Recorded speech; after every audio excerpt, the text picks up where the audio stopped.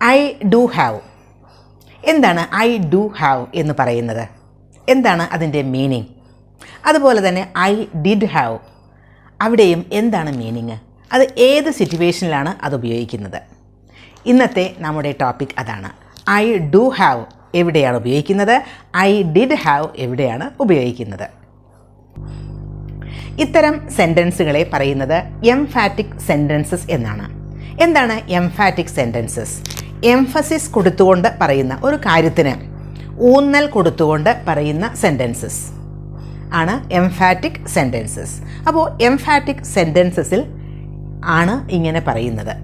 ഇത് നമുക്ക് ആക്ഷൻസ് പറയുമ്പോൾ ഉപയോഗിക്കാം, അതല്ലെങ്കിൽ പൊസഷൻ, നമുക്ക് ഓണർഷിപ്പ്, സ്വന്തമായുണ്ട് എന്നൊക്കെ പറയുമ്പോഴും നമുക്ക് ഇത് ഉപയോഗിക്കാം. പിന്നെ ഇംപെറേറ്റീവ് സെൻറ്റൻസസ്. എന്താണ് ഇംപെറേറ്റീവ് സെൻറ്റൻസസ്? റിക്വസ്റ്റ് ചെയ്യുക, അതല്ലെങ്കിൽ ഒരാൾക്ക് ഓർഡർ കൊടുക്കുക, കമാൻഡ് ചെയ്യുക, ഇതിനൊക്കെയാണ് ഇംപെറേറ്റീവ് സെൻറ്റൻസസ് എന്ന് പറയുന്നത്.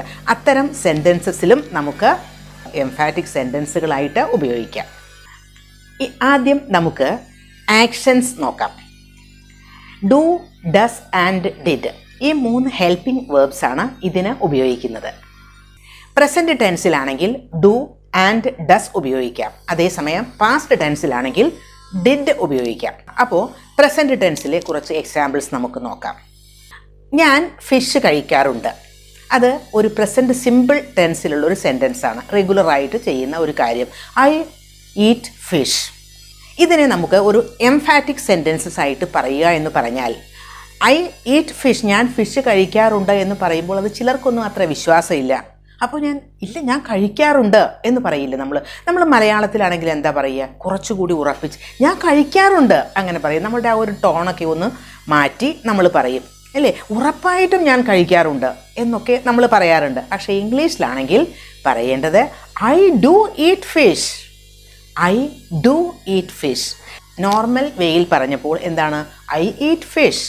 ഐ സബ്ജക്റ്റാണ്, ഈറ്റ് എന്നത് വേർബാണ്, ഫിഷ് ഓബ്ജക്റ്റും ആണ്. പക്ഷേ അത് ഒരു എംഫാറ്റിക് വേയിലേക്ക് മാറ്റി അതൊരു ഊന്നൽ കൊടുത്തുകൊണ്ട് ഞാൻ കഴിക്കാറുണ്ട് എന്ന ഈറ്റ് എന്ന ആ ഒരു വേർബിന് നമ്മൾ കൂടുതൽ ഊന്നൽ കൊടുത്തുകൊണ്ട് പറയുകയാണ്. അപ്പോൾ ഐ ഡു ഈറ്റ് ഫിഷ്, ഞാൻ ഫിഷ് കഴിക്കാറുണ്ട് എന്ന് ഉറപ്പിച്ച് പറയുകയാണ് നമ്മൾ. മനസ്സിലായില്ലേ? അവിടെ ഡു ആണ് ഉപയോഗിച്ചത്. ഇത് പ്രസൻറ്റ് സിമ്പിൾ ടെൻസിലുള്ള ഒരു സെൻറ്റൻസ് ആണ്. അപ്പോൾ ഡു ഉപയോഗിക്കുക. ഇപ്പോൾ സാധാരണ നമ്മൾ നെഗറ്റീവ് സെൻറ്റൻസസ് ഫോം ചെയ്യുമ്പോഴും ഇൻ്ററോഗേറ്റീവ് സെൻറ്റൻസ് ഫോം ചെയ്യുമ്പോഴും ഒക്കെ ഡു, ഡസ് ഒക്കെ ഉപയോഗിക്കാറുണ്ട്. പക്ഷേ ഇവിടെ ഇതൊരു അഫർമേറ്റീവ് സെൻറ്റൻസ് ആണ്, ഇതൊരു പോസിറ്റീവ് സെൻറ്റൻസ് ആണ്. ഞാൻ ഫിഷ് കഴിക്കാറുണ്ട് എന്ന് പറയുമ്പോൾ അതൊരു പോസിറ്റീവ് സെൻറ്റൻസ് ആണ്. അവിടെ നമ്മൾ ഡു എന്ന ഹെൽപ്പിംഗ് വേർബ് ഉപയോഗിച്ചു. I do eat fish. അപ്പോൾ അത് വളരെ ഉറപ്പിച്ച് പറയുകയാണ്. ഇപ്പോൾ ഒരാൾ പറയുകയാണ്, ആൾ ഫിഷൊന്നും കഴിക്കാറില്ല.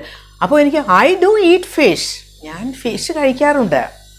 ഇനി അവൻ ഇവിടെ എല്ലാ ദിവസവും വരാറുണ്ട് എന്ന് എങ്ങനെയാണ് നമ്മൾ സാധാരണ ഒരു സെൻറ്റൻസിൽ പറയുക? ഹീ കംസ് ഹിയർ ഡെയിലി എന്നല്ലേ? He comes here daily. അവിടെ സബ്ജക്റ്റ് കഴിഞ്ഞിട്ട് കംസ് വേർബ് ഉപയോഗിച്ചു. പക്ഷേ അതൊരു എംഫാറ്റിക് വേയിലേക്ക് മാറ്റുമ്പോൾ എങ്ങനെയാണ്? He does come here every day. He does come here every day. അവനിവിടെ വരാറുണ്ട്, ഉറപ്പിച്ചു പറയുന്നു. അവിടെ ഡസ് ഉപയോഗിക്കാൻ കാരണം ഹീ സബ്ജക്റ്റ് ആയതുകൊണ്ടാണ്. അപ്പോൾ പ്രസൻറ്റ് സിമ്പിൾ ടെൻസിൽ നമുക്ക് ഡു അതുപോലെ ഡസ് ഉപയോഗിക്കാം സബ്ജക്റ്റ് അനുസരിച്ച്. ഐ, യു, വി, ദേ, പിന്നെ പ്ലൂറൽ സബ്ജക്ട്സ് ഒക്കെ ആണെങ്കിൽ ഡു എന്ന ഹെൽപ്പിംഗ് വേർബ് ഉപയോഗിക്കുക. അതല്ല സിംഗുലർ സബ്ജക്ട്സ്, ഇപ്പോൾ ഹീ, ഷീ അതുപോലെയുള്ള ഏതെങ്കിലും സിംഗുലർ സബ്ജക്ട്സ് ഒക്കെ ആണെങ്കിൽ ഡസ് ഉപയോഗിക്കുക. ഇവിടെ സെൻറ്റൻസിൽ ആ ഒരു സ്ട്രക്ചർ നോക്കുകയാണെങ്കിൽ സബ്ജക്റ്റ് കഴിഞ്ഞാൽ ഡു അല്ലെങ്കിൽ ഡസ് ഉപയോഗിച്ചു, പിന്നെ ഉപയോഗിച്ചത് വേർബിൻ്റെ ഫസ്റ്റ് ഫോം തന്നെയാണ്. കം എന്നുള്ളത് ഫസ്റ്റ് ഫോമാണ്, ഈറ്റ് എന്നുള്ളത് ഫസ്റ്റ് ഫോമാണ്. അപ്പോൾ അത് തന്നെയാണ് അവിടെ ഉപയോഗിക്കേണ്ടത്. അത് കഴിഞ്ഞിട്ടാണ് ഓബ്ജക്റ്റ് ഉണ്ടെങ്കിൽ അത്. അവൾ ഭക്ഷണം പാകം ചെയ്യാറുണ്ട്. She cooks food. Normal sentence ആണ്. ഷീ ഡസ് കുക്ക് ഫുഡ് എന്ന് പറഞ്ഞാൽ അവൾ ഭക്ഷണം പാകം ചെയ്യാറുണ്ട് എന്ന കാര്യം നമ്മൾ ഉറപ്പിച്ച് പറയുകയാണ്. അവൾ ഭക്ഷണം ഒന്നും കുക്ക് ചെയ്യാറൊന്നുമില്ല, അവൾ കുക്ക് ചെയ്യാറൊന്നുമില്ല എന്നാരെങ്കിലും പറയുകയാണ്. She does cook food. She ആയതുകൊണ്ട് ഡസ് ഉപയോഗിച്ചു. ഞാൻ ഇവിടെ ഇരിക്കാറുണ്ട്. I sit here. Emphatic sentence ആണെങ്കിൽ ഐ ഡു സിറ്റ് ഹിയർ. അപ്പോൾ പ്രസൻറ്റ് സിമ്പിൾ ടെൻസിൽ ഇങ്ങനെയാണ് ഉപയോഗിക്കുന്നത്. ഇനി പാസ്റ്റ് ടെൻസ് ആണെങ്കിലോ, ഇന്നലെ ഞാൻ മാർക്കറ്റിൽ പോയി. പാസ്റ്റിൽ കഴിഞ്ഞ ഒരു കാര്യമാണ്, അവിടെ നമ്മൾ പാസ്റ്റ് സിമ്പിൾ ടെൻസ് ആണ് ഉപയോഗിക്കേണ്ടത്.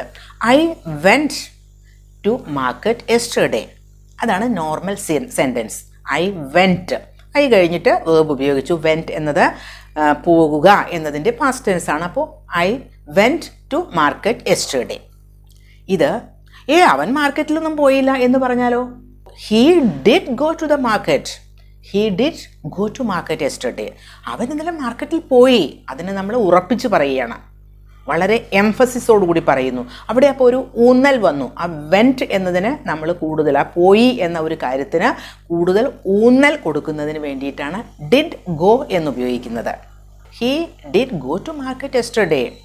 അപ്പോൾ പാസ്റ്റ് ടെൻസ് ആയപ്പോൾ സബ്ജക്റ്റ് കഴിഞ്ഞ് ഉപയോഗിച്ചത് ഡിഡ് ആണ്. അത് കഴിഞ്ഞിട്ട് വേർബിൻ്റെ V1 form.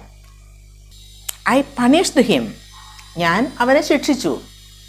I did punish him, ഞാൻ അവനെ ശിക്ഷിച്ചു, ശിക്ഷിക്കുക തന്നെ ചെയ്തു എന്നുള്ള ഒരു മീനിങ് ആണ് അവിടെ വരുന്നത്.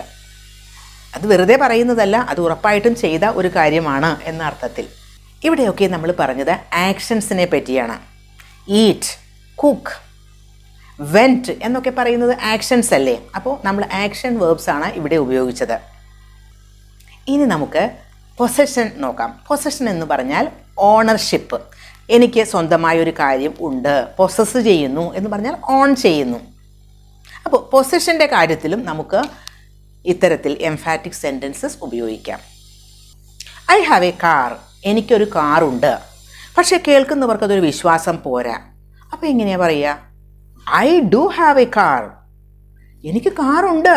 അത് ഉറപ്പിക്കുകയാണ് നമ്മൾ. കാറുണ്ട് എന്ന് പറയുന്നത് ശരിയാണ്, അത് കറക്റ്റായിട്ടുള്ളൊരു കാര്യം തന്നെയാണ്, അത് നുണ പറയുന്നതല്ല എന്നാണ്. I do have A car. അപ്പോൾ ഡു ഉപയോഗിച്ചു, ഐ സബ്ജക്റ്റ് ആയതുകൊണ്ടാണ് ഡു ഉപയോഗിച്ചത്. അപ്പോൾ I do have A car എന്ന് പറയുമ്പോൾ ഡു എന്നത് ഹെൽപ്പിംഗ് വേർബാണ്. ഹാവ് എന്നത് അവിടെ പൊസഷൻ കാണിക്കുന്ന മെയിൻ വേർബാണ്. ഹാവ് എന്നത് ഒരു ഹാവ് എന്ന വേർബിൻ്റെ ഫസ്റ്റ് ഫോം തന്നെയാണ്. Have second form had, third ഫോമും ഹാഡ് എന്ന് തന്നെയാണ്. അപ്പോൾ ഐ ഡു ഹാവ് എന്ന് പറയുമ്പോൾ ഡു എന്നത് ഹെൽപ്പിംഗ് വേർബാണ്, ഹാവ് എന്നത് മെയിൻ വേർബും ആണ്, മെയിൻ വേർബിൻ്റെ ഫസ്റ്റ് ഫോം ആണ്.